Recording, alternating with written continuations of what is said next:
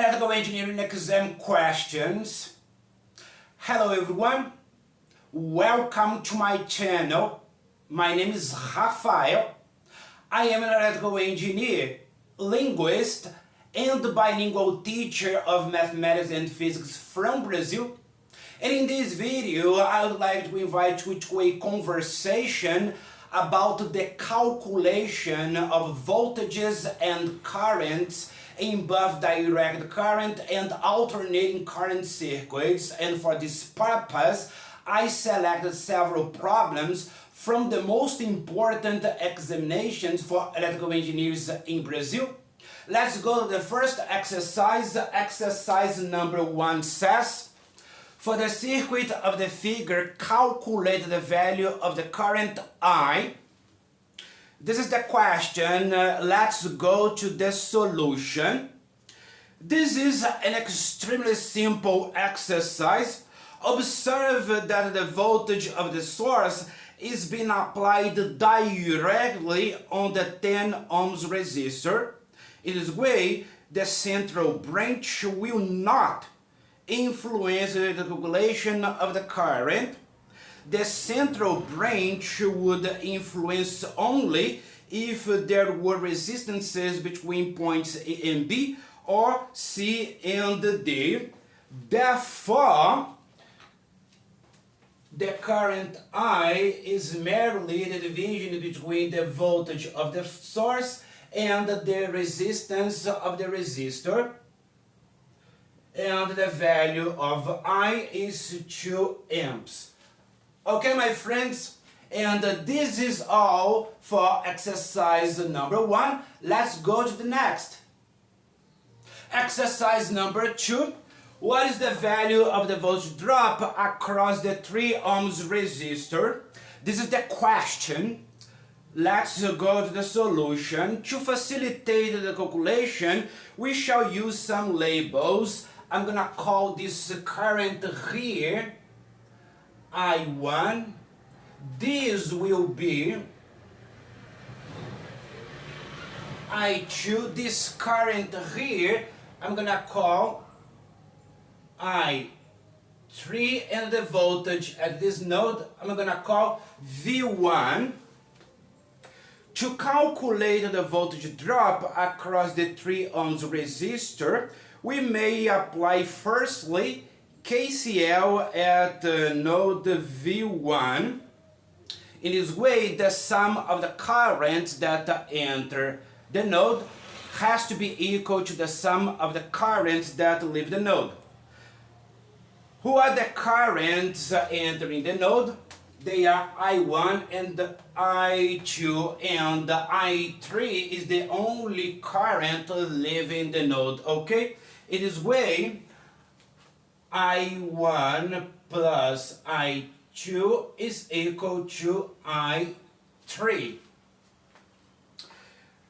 Now we have to write the currents in terms of voltage drops and resistances. How can we write I1 in terms of voltage drops and resistances? I1 is equal to 8 volts minus V1 divided by 3 ohms. And how about I2? I2 we already know it is 3 amps, and I3 is the division between this voltage here and the resistance, V1 divided by 7 ohms, and this is the equation. It is simple. I am going to invite you to try to solve it in your house, and after solving you find that V1 is equal to 11.9 volts. And with the value of the voltage V1, we can calculate I1, all right? We are going to do this. We know that I1 is equal to 8 volts minus V1. V1 is 11.9 volts divided by 3 ohms. and ultimately it is negative 1.3 amps. And what does it mean? This negative sign here means that instead of going to the right, actually this current is going to the left in the opposite direction. This is not wrong. This negative sign here is not wrong. Simply that the current is going in the opposite direction. With the value of I1, we can calculate the voltage drop across the 3 ohms resistor. And in this way, V is equal to 1.3 amps times 3 ohms, and this is equal to 3.9 volts. Alright, my friends, and this is what the exercise wanted us to calculate, the value of the voltage drop across this resistor. And it is all for exercise number 2. Let's go to the next. Exercise number 3. Determine the value of the voltage of the source E such that the current I is 0. This is the question. Let's go to the solution. Again, we shall use some labels to facilitate the calculation. I'm gonna call this E1.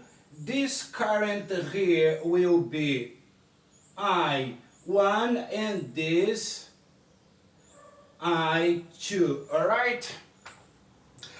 Note that for the current I to be 0, there must be no voltage drop across the 10 kilo ohms resistor. In this way, if there must be no voltage drop here, we conclude that E1 has to be equal to 80 volts.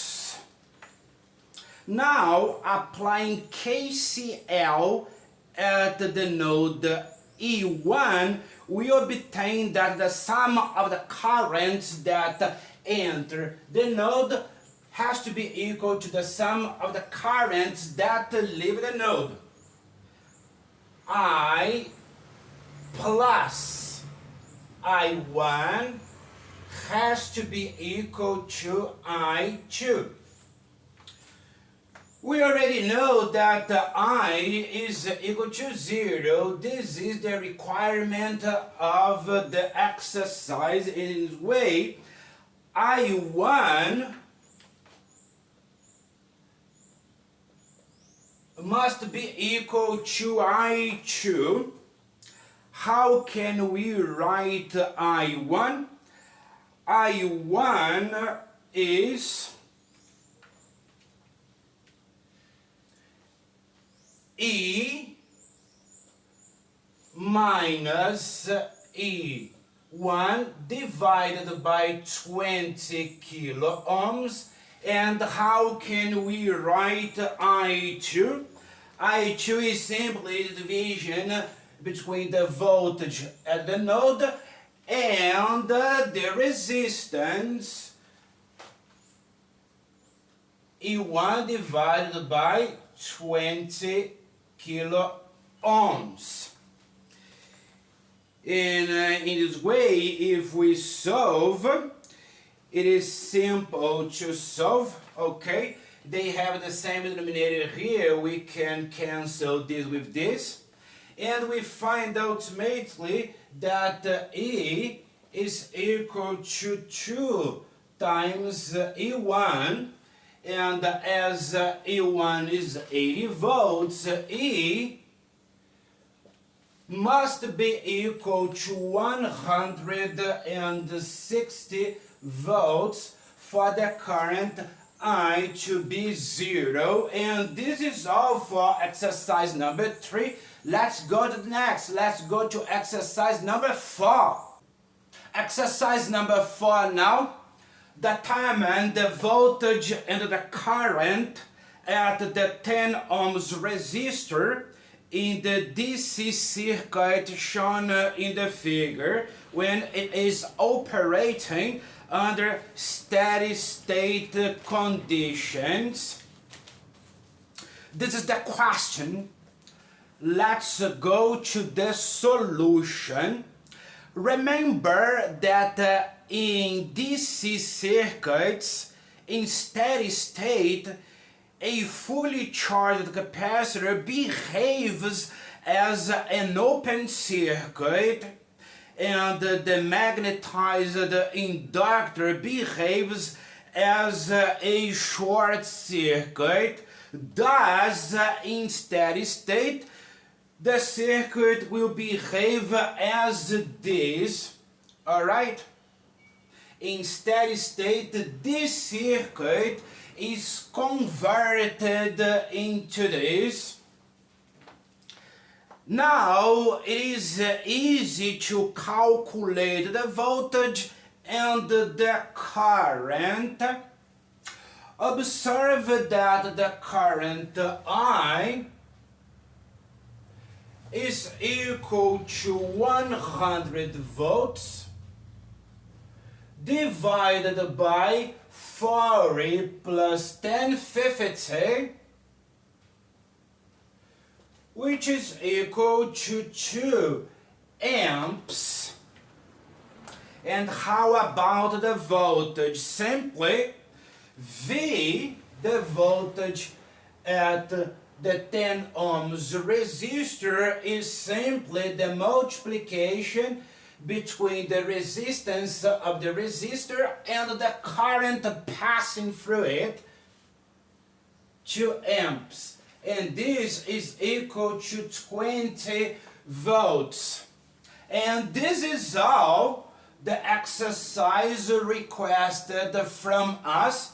Very simple. We simply need to understand that a fully charged capacitor in steady state behaves as an open circuit. Likewise, a magnetized inductor in steady state behaves as a short circuit, and in this way we can calculate what the exercise wanted us to calculate. And this is all for exercise number 4. Let's go to the next. Exercise number 5. For the circuit of the figure, what is the value of the current I1? This is the question. Let's go to the solution, and again, to facilitate the calculation and the understanding, I'm going to use some labels. I'm going to call this V1, this I'm going to call I2, and this I'm going to call I3. The value of I1 can be easily calculated by applying KCL at node V1. Observe that the sum of the currents that enter a node has to be equal to the sum of the currents that leave the node. And what is the current entering the node? It is I2. I2 enters the node. And what are the currents that leave the node? I1 and I3.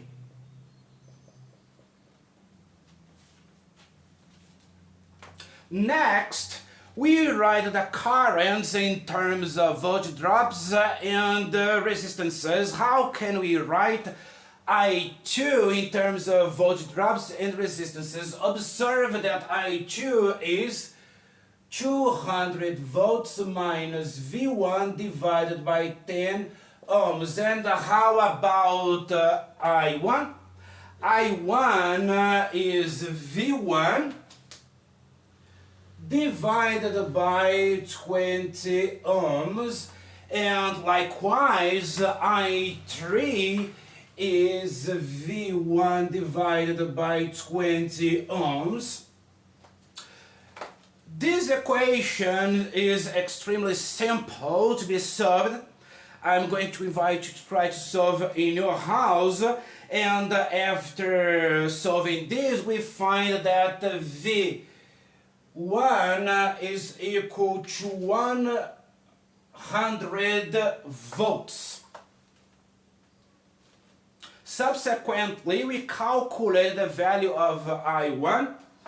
The value of I1 is simply the division between the voltage V1, 100 volts, by the value of the resistance, and this is equal to 5 amps. And this is all for the discussion of exercise number 5. It is everything the exercise wanted us to calculate. Let's go to the next. Exercise number 6. For the circuit of the figure, what is the value of the current I in milliamps? This is the question. Let's go to the solution. Instead of using KCL and nodal analysis, we will use the equivalent resistance to find the value of the current. To find the equivalent resistance, we shall combine resistances in series and in parallel from right to left, and this is precisely what we are going to do. Observe firstly that these two 50 ohms resistances are in series. Thus, equivalent resistance number 1 is equal to 50 ohms plus 50 ohms, which is 100 ohms. Observe now that this 100 ohms appears in parallel with this 100 ohms. And how can we calculate the parallel combination between two resistances? It is equivalent resistance number 2 is the parallel combination between two 100 ohms resistances, and the rule of thumb that we use is the product over the sum. Therefore, it is 100 lots of 100 divided by 100 plus 100, and this is equal to 50 ohms. Observe now that this is in series with this. This replaces all this and appears in series with this, and it is easy. Equivalent resistance number 3, we simply add 150 ohms plus 50 ohms, and this is equal to 200 ohms. This appears in parallel with this. They will be in parallel because this replaces all this and appears in parallel with this. And as we did here, we are going to compute the parallel combination between these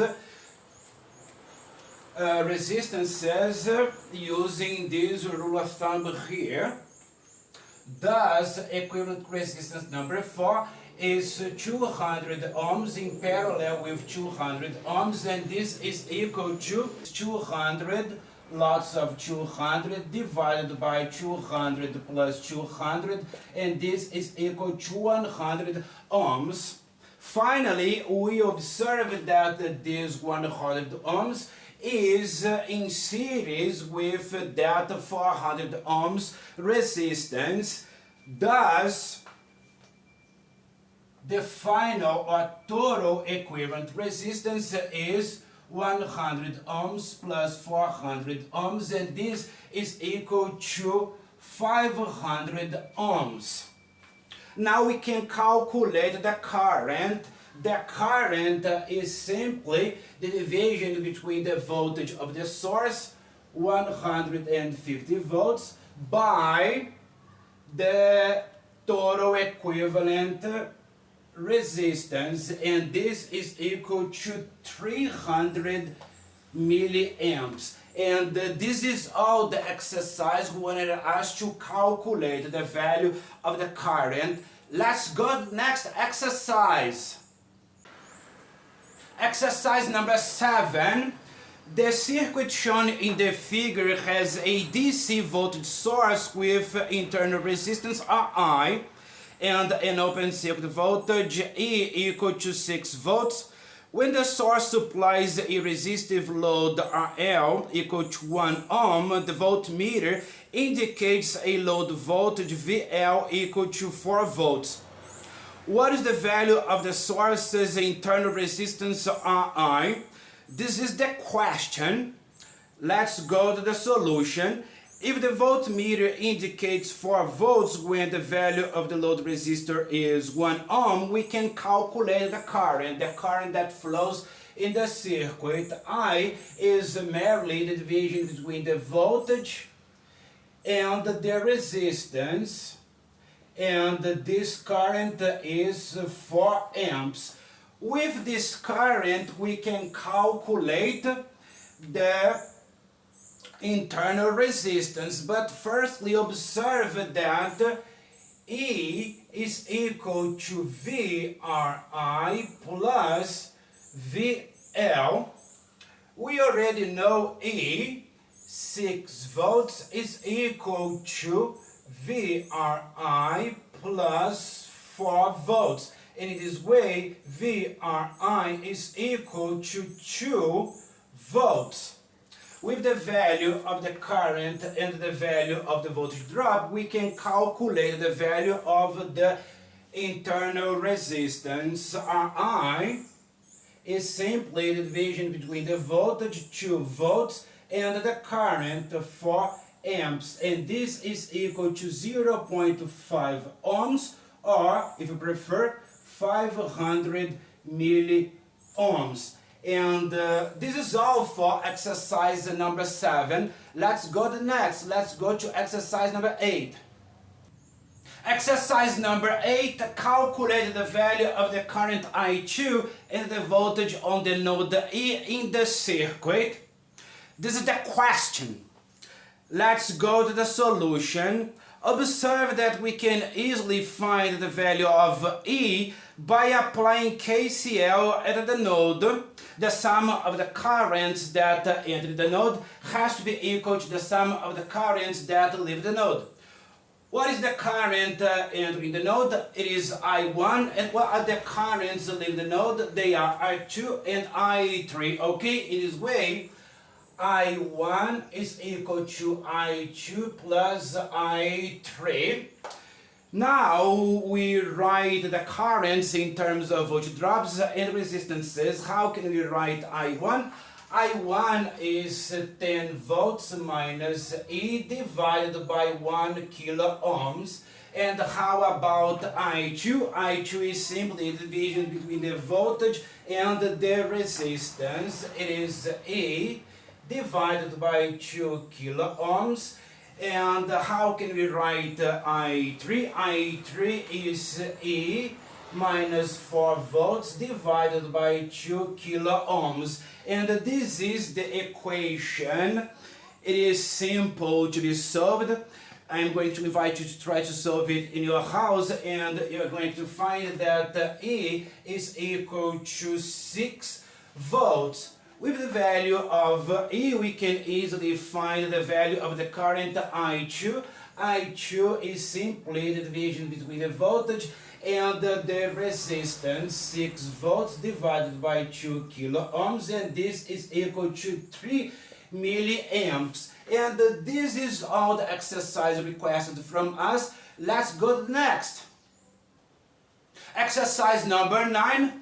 For the circuit of the figure, what is the value of the voltage between points A and B, and what is the value of the current I? This is the question. Let's go to the solution. Observe that as 3 times 0.67 is equal to 2 times 1, the circuit is balanced and no current passes through the central branch. In this way, we know that I3 is equal to 0 amps. As a consequence, VAB is equal to 0 volts. There is no voltage drop between points A and B.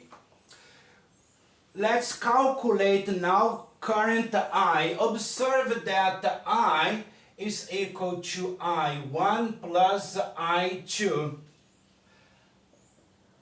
I1 is 16 volts divided by 2 ohms plus 0.67 ohms, and I2 is 16 volts divided by 3 ohms plus 1 ohm. We can easily calculate this, and after calculating, we find that I is equal to 10 amps. Okay? This is all the exercise wanted us to calculate, and we find that the voltage between points A and B is 0. There is no voltage drop because the circuit is balanced, and we calculate easily the value of the current. Let's go next. Let's go to exercise number 10. Exercise number 10, in the circuit shown in the figure, the capacitor is initially discharged. After the switch is closed, what will be the voltage across the capacitor once the circuit reaches steady state conditions? This is the question. Let's go to the solution. Observe that in steady state, the capacitor behaves as an open circuit, independent of the voltage across it. Thus, as there will be no current flowing in the right branch due to the capacitor, there will be no voltage drop across the 5.2 kilo ohms resistor. In this way, the voltage across the capacitor is the same as the voltage across the 8 kilo ohms resistor.